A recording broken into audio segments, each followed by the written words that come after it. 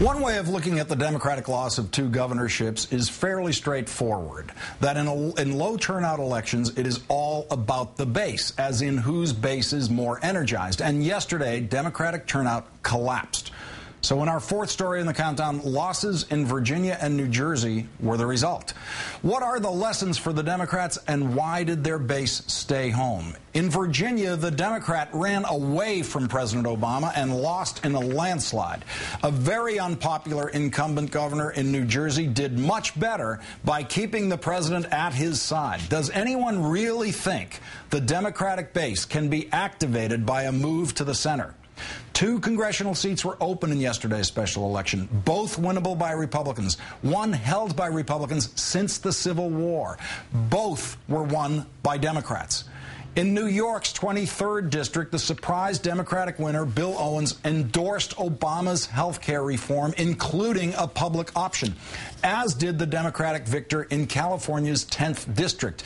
There, John Garamendi won handily, despite replacing the more centrist Democrat who resigned to serve in President Obama's State Department. Let's bring in, as promised, the creator of DailyKos and author of Taking on the System, Rules for Radical Change in a Digital Era, Markos Moulitsas. Good evening, Markos. Good evening, Lawrence. Markos, give us your take. What should the Democrats learn from last night's results? I think the lesson is very obvious, is if you run as a Democrat and embrace the Democratic agenda, I think Democratic voters will respond. Democrats want their party to succeed. They want their president to succeed. They're not interested in Democrats like Craig Deeds, who come out attacking the president, saying they would opt out of a public plan if he was governor, saying he opposed cap and trade. They don't want any of that. You give them that, they're not going to turn out. And what about New Jersey? What are the lessons there? We saw Jon Corzine run very close to President Obama. It's very tricky, I think, to try to line up the issues, because state issues are very different from the federal issues that they're facing. But given that that Corzine had such a high negative in his own state, you know, his numbers in the end were actually fairly impressive. They were. I mean, this guy had an approval rating of about 30%. I mean, it's pretty bleak and pretty much virtually impossible to survive that. But what's really kind of incredible about that race is that early on in the campaign, Corzine was trailing 15 to 20 points. And the more he worked to nationalize the race, the more he worked to bring Obama in and align himself with the national party, the better he did. And at the end of the day, while Democratic performance was down in New Jersey, it was nowhere near as bad as what we saw in Virginia. Now, there's a lot of talk about how in the New Jersey governor's race, the Republican won on a platform of jobs, jobs, jobs. What should the Republicans be saying about jobs that they don't seem to be getting through to the voter on? What should the Republicans be saying? Sorry, what should the Democrats be saying about jobs? I mean, clearly, the voter can hear the Democrats on health care. They can hear the Democrats on environmental policy. They can hear the Democrats on all sorts of things. But trying to fit the jobs message into the Democratic menu of messages on other things seems to have become kind of difficult, hasn't it?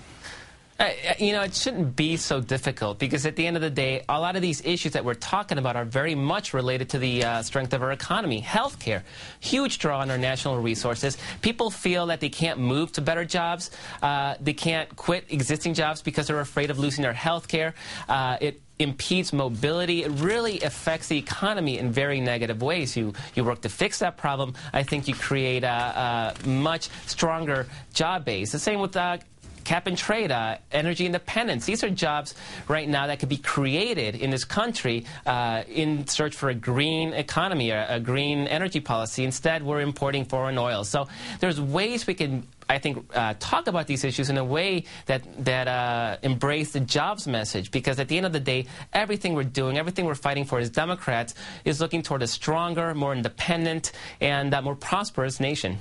Markos, you know there's a lot of talk in liberal circles now about finding primary challengers in next year's Senate races and in House races to take on people who do not completely support Barack Obama's health care policy, especially on the public option. How is that different from the Palin-led ideological purging that they're trying to run against, say, Governor Christ in Florida and other Republicans who they don't think are conservative enough? It's very different, and here's the key point, is that what we're doing is we're looking for Democrats that are representing their constituents. And we're not deciding on our own. We're not making this up, pulling it out of you-know-where. We're basically polling these districts. We're finding districts where the Democrats are out of touch on the public option, and in some places like Arkansas, that's the case. In other places like Nebraska, not so much. So I think Ben Nelson in Nebraska is not going to get a primary. Blanche Lincoln in Arkansas might. Markos Moulitsas of the Daily Kos, thanks for joining us tonight. Thank you.